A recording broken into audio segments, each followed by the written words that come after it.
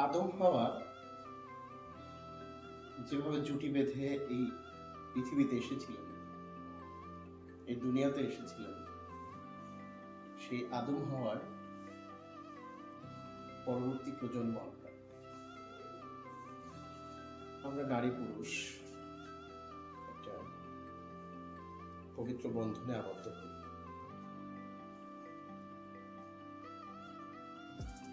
নারী হয়ে যায় তার পুরুষের শখের নারী, আর একজন পুরুষ তার নারীর কাছে হয়ে যায় শখের পুরুষ।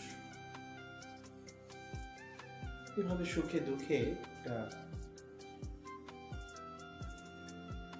পবিত্র বন্ডিং এ আমৃত্যু তারা জীবন পার করে।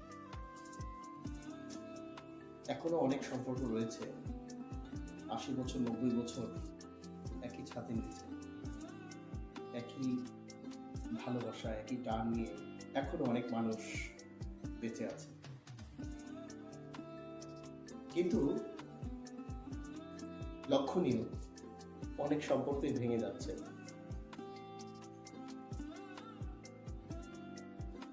কোনো নারী বা পুরুষের জীবনে তৃতীয় পক্ষের আগমনের কারণে।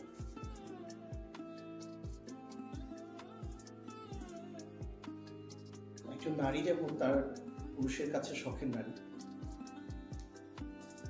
সেই পুরুষ তার নারীর সমস্ত ভুল ক্ষমা করে দিতে পারে, এবং সে যদি ব্যক্তিত্বশীল হয় অবশ্যই তাকে ব্যক্তিত্বে আঘাত করার মতো ক্ষমা, ব্যক্তিত্বে আঘাত করার যে ক্ষমা, সেটা সেই পুরুষ কখনোই করতে পারে না।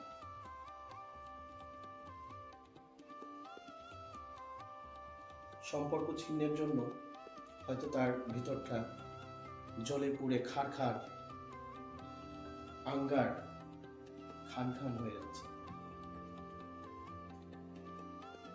তবুও সে তার সেই শখের নারীকে ব্যক্তিত্বে আঘাতের অপরাধে ক্ষমা করতে পারে না। অতএব নারী পুরুষ সবাইকে বলবো, এই পবিত্র বন্ধনকে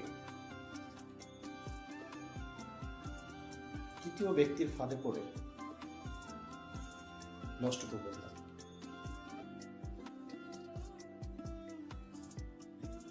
ভালো থাকবে, জীবন সুন্দর ও সম্মানের তা উপভোগ করবে।